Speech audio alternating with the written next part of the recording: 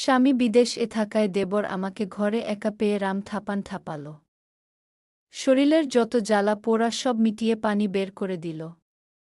সেই বাস্তব জীবনের গল্পটাই আপনাদের সাথে শেয়ার করব। বন্ধুরা, ভিডিওটি কানে হেডফোন লাগিয়ে পুরাটা শুনুন। রাফিকে দেখে মনে হলো সে আগের মতো আর নেই। আগে দুষ্টু মজা করা ছেলেটা এখন আরও শান্ত পরিণত।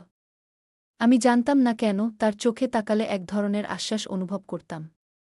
এক বিকেলে ফুলে পানি দিচ্ছিলাম, হঠাৎ সে এসে বলল, বৌদি, আপনাকে খুব ক্লান্ত লাগছে। কথাটা সাধারণ হলেও আমার বুক কেঁপে উঠল, কারণ অনেক বছর কেউ আমার ক্লান্তি শব্দহীনভাবে পড়ে শোনেনি। অত ছোট্ট একটি বাক্যই যেন মনে হলো কেউ প্রথমবার আমাকে সত্যিকারের মানুষ হিসেবে দেখল। আমি বুঝতে পারছিলাম না কেন রাফির উপস্থিতি আমার ভেতরে আলো জ্বালাচ্ছে।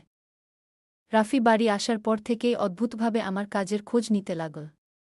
আমি কিছু না বললেও বাজার থেকে জিনিস এনে দিয়ে বলত, আপনার কাজ কমবে। রান্নাঘরের ভারী হাঁড়ি তুলতে গেলে সে দৌড়ে এসে ধরে ফেলত। তাকে বারণ করলেও সে হেসে বলত, আপনি এত কাজ করলে ক্লান্ত হবেন। তার এই খেয়াল আর যত্ন আমাকে ভিতর থেকে নরম করে দিচ্ছিল। মনে হতো কেউ যেন আমাকে নতুন করে গুরুত্ব দিচ্ছে, যত্ন করছে। আগের মতো একা লাগত না আর। অজান্তেই তার উপস্থিতি আমার দিনের একটা শান্ত অংশ হয়ে উঠছিল। একদিন সকালে চা দিতে গিয়েছিলাম। রাফি দরজায় দাঁড়িয়েছিল। চা হাতে দিতে গিয়ে দেখি সে গভীরভাবে আমার চোখের দিকে তাকিয়ে আছে। তার সেই দৃষ্টিতে ছিল না কোনো অশোভনতা, বরং এক অদ্ভুত শান্তি আর অনুভবের বার্তা। আমি চোখ সরিয়ে নিলেও বুঝেছিলাম সে শুধু আমাকে দেখছিল না, আমাকে পড়ছিল। সেই মুহূর্তে মনে হলো বছর ধরে জমে থাকা আমার নিঃসঙ্গতা যেন তার চোখে জায়গা করে নিচ্ছে। আমি ভয়ও পেলাম, আবার নিজেকে অদ্ভুত নিরাপদও লাগল। সেই দিন বুঝলাম আমাদের মাঝে কিছু একটা জন্ম নিচ্ছে, যা আমরা কেউই মুখে বলতে পারছিলাম না। এক রাতে বারান্দায় বসেছিলাম। চাঁদের আলো নরমভাবে উঠোনে পড়ছিল। রাফি এসে পাশে বসল। হঠাৎ বলল, বৌদি, আপনি কি সত্যিই ঠিক আছেন? কেউ এত গভীরভাবে আমাকে কোনোদিন জিজ্ঞেস করেনি। বুকের ভেতরের সব গোপন ব্যথা যেন বেরিয়ে এলো।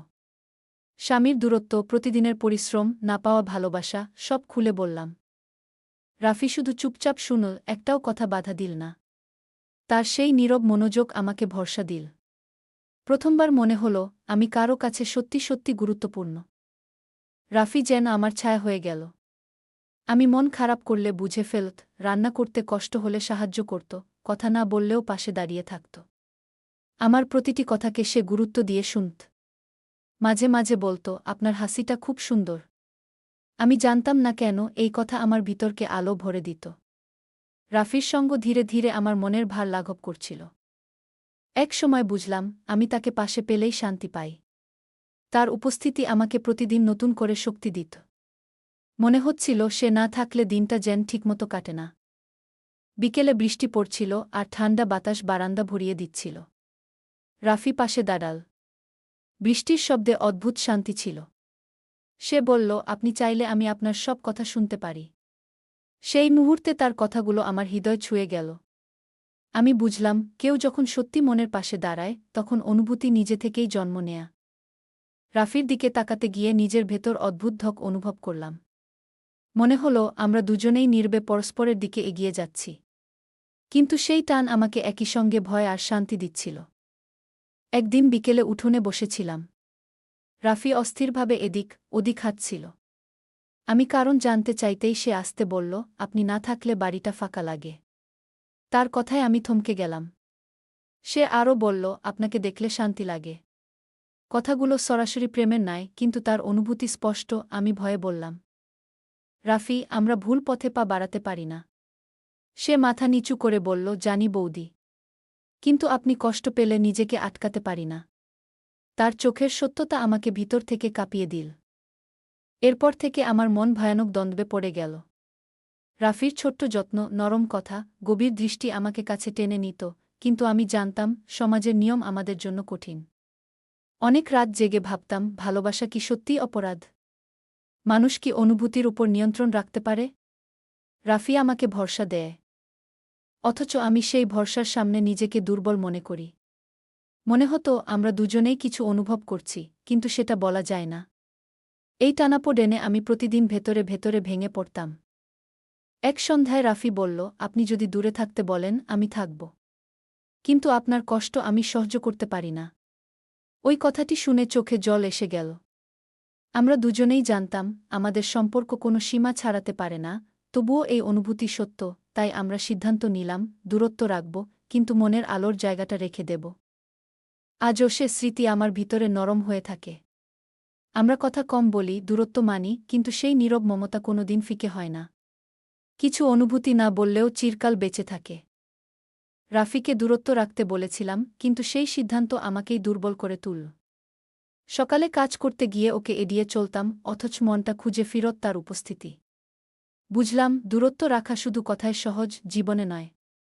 রাফিও নিশ্চুপ থাকত, কিন্তু দরজার আড়ালে দাঁড়িয়ে আমাকে দেখছে, এটা অনুভব করতে পারতাম। বাড়ির পরিবেশে নীরবতা নেমে এলো, কিন্তু এই নীরবতার ভেতরেই একটি অদ্ভুত টান জন্ম নিল। আমরা দুজনেই জানতাম দূরে থাকা মানে ভুলে যাওয়া নয়, বরং এই দূরত্বই আমাদের নাবলা অনুভূতিকে আরও তীব্র করে তুলছিল। পরিবারের লোকজন কিছুই বুঝত না, কিন্তু আমাদের দুজনের আচরণ বদলে গেল। রান্নাঘরে তাকে দেখলে আমি চুপ করে যেতাম, আর রাফি চোখ নিচু করে অন্যদিকে তাকাত। তারা ভাবত হয়তো ঝগড়া হয়েছে। মাঝে মাঝে দেবরকে এভাবে চুপচাপ দেখে আমার শাশুড়ি বলতেন, রাফি, তোমার কি কোনো চিন্তা? আর আমি ভিতরে ভিতরে ভয় পেতাম, কখনো যেন কেউ কিছু বুঝে না ফেলে। এই চাপ সামলাতে গিয়ে আমি আরও ক্লান্ত হয়ে পড়ছিলাম। তবুও সমাজের মুখে মানিয়ে নিতে আমরা দুজনেই নিজেদের অনুভূতি লুকানোর চেষ্টা করতাম। একদিন বিকেলে উঠোনে কাপড় শুকাচ্ছিলাম। রাফি দূর থেকে দেখল, কিন্তু কাছে এল না। জিনিসপত্র গুছিয়ে রাখতে রাখতে দেখি টেবিলের উপরে একটা ছোট কাগজ রাখা, লেখা ছিল, আপনি ভালো আছেন তো? এই 3টি শব্দেই আমাকে কাঁপিয়ে দিল। সে সামনে এসে কিছু বলার সাহস পায়নি, কিন্তু তার নীরব বার্তায় বুঝলাম সে আমাকে ভীষণভাবে অনুভব করে। আমি কাগজটা বুকের কাছে ধরলাম, কিন্তু নিজেকে বললাম এই পথ বিপজ্জনক। তবু হৃদয়কে থামানো গেল না। তার নীরব যত্নই আমাকে আবার শক্তি দিল। সেদিন রাতে স্বামী ফোন করল। অনেকদিন পর তার কণ্ঠে একটু মমতা পেলাম, কিন্তু আশ্চর্যভাবে সেই মমতা আমাকে স্পর্শ করল না। ফোন রেখে গভীর শ্বাস ফেললাম, ভালো লাগা বদলে গেছে, নাকি সময় আমাকে কঠিন করে দিয়েছে? রাফির ছোট যত্ন, তার নিশ্চুপ পাশে থাকা, এসবই আমার মনকে বদলে দিয়েছে। স্বামী বলল, আগামী মাসে টাকা পাঠাব। অথচ আমি ভেবে চললাম টাকা বা দায়িত্বে কি ভালোবাসা পূর্ণ হয়? নিজেকে আরও অপরাধী লাগছিল। সেই রাতে ঘুমাতে পারিনি, 2 দিকেই টানছিল জীবন, আর মাঝখানে দাঁড়িয়েছিলাম আমি। পরের দিন দেখলাম রাফি নিজেকে আমার থেকে পুরোপুরি আলাদা করে ফেলছে। আগের মতো সাহায্য করছে না, চোখে চোখ রাখছে না, এমনকি এক টুকরো হাসিও নেই। বুঝলাম সে জোর করে নিজেকে দূরে রাখতে চাইছে, যাতে আমি সমস্যায় না পড়ি, কিন্তু তার এই দূরত্বই আমাকে আরও ব্যথিত করল। মনে হলো কেউ আমার মন থেকে আলোটাকে সরিয়ে নিচ্ছে। বিকেলে সে ঘর পরিষ্কার করছিল। আমি আসতেই দূরে সরে গেল। সেই নীরবতা সহ্য করতে পারলাম না। বুঝলাম সে যতই দূরে থাকতে চাইবে, তার উপস্থিতির অভাব আমি সহ্য করতে পারব না। একদিন আমরা রান্নাঘরে মুখোমুখি হলাম। আমি ভাত নামাচ্ছিলাম, আর রাফি পানি আনতে এসেছে। কেউ কিছু বলল না, কিন্তু চোখে চোখ পড়তেই বুকের মধ্যে ঢেউ উঠল। আমি বললাম, তুমি দূরে যাচ্ছ? সে নরম স্বরে বলল, আপনার ভালো হোক চাই। তার কথায় রাগ, কষ্ট আর মমতা সব মেশানো ছিল। আমি কিছু বলতে পারলাম না। আমরা দুজনেই বুঝলাম এ সম্পর্ক কথায় প্রকাশ করা যাবে না। কিন্তু অনুভূতি যতই লুকানো হোক, তার ভার দুজনের মনেই জমে রইল। একদিন প্রচণ্ড জ্বর এলো। মাথা ঘুরছিল, শরীর দুর্বল। সবাই ব্যস্ত ছিল, কিন্তু রাফি প্রথমেই টের পেল। আমার ঘরে ঢুকে পানি এনে দিল, কপালে ভেজা কাপড় রাখল। আমাকে এত যত্ন নিয়ে কেউ দেখেনি বহু বছর। আমি দুর্বল কণ্ঠে বললাম, তুমি কেন এলে? সে বলল, আপনাকে একা দেখে থাকতে পারলাম না। তার চোখে সেই সত্যিকারের উদ্বেগ দেখে আমার সব ভয়, সব দূরত্ব ভেঙে পড়ল। বুঝলাম এ অনুভূতি থামানোর মতো নয়। জ্বর কমলে আমি বারান্দায় বসেছিলাম। রাফি একটু দূরে দাঁড়িয়েছিল, কিন্তু চোখে এক ধরনের শান্তি। আমি তাকে বললাম, তুমি পাশে না থাকলে হয়তো আমি এত তাড়াতাড়ি সেরে উঠতাম না। সে মাথা নিচু করে হাসল। সেই হাসিতে মমতা ছিল, আবার যন্ত্রণা ছিল, আমাদের সম্পর্কের মতোই। আমি বুঝলাম জীবন কখনো কখনো এমন মানুষকে সামনে আনে, যাকে ভুলে যাওয়া যায় না। রাফি আমার জন্য শক্তি হয়ে উঠেছে, যদিও আমরা দুজনেই সীমা মানতে বাধ্য, অনুভূতির তীব্রতাই আমাদের কাছাকাছি রাখছিল। আমরা আগের মতো স্বাভাবিক হতে চেষ্টা করলাম। কাজের মাঝে কথা হতো, কিন্তু সীমারেখা মেনে। রাফি খুব সতর্ক, আমি বুঝতাম সে আমাকে ভালো রাখতেই নিজের অনুভূতি চাপা দিচ্ছে। মাঝে মাঝে সে দরকার ছাড়া কথা বলত না, কিন্তু তার চোখের নরম দৃষ্টি আমাকে সব বুঝিয়ে দিত। আমরা দুজনেই নীরব সঙ্গ খুঁজে পেলাম। একই বাড়িতে থাকলেও মানসিক দূরত্ব ধরে রাখা ছিল কঠিন, তবুও প্রয়োজনীয়। এই অবস্থায় আমাদের সম্পর্কের গভীরতা আরও বেড়ে গেল, কারণ আমরা দুজনেই জানতাম, কিছু অনুভূতি প্রকাশ না করলেই সবচেয়ে সত্য হয়ে থাকে। একদিন সন্ধ্যায় রাফি বলল, আমি ঢাকায় চাকরির জন্য চলে যাব। আমার হৃদয় কেঁপে উঠল, যদিও মুখে কিছু বললাম না। সে আস্তে যোগ করল, দূরে থাকাই ভালো।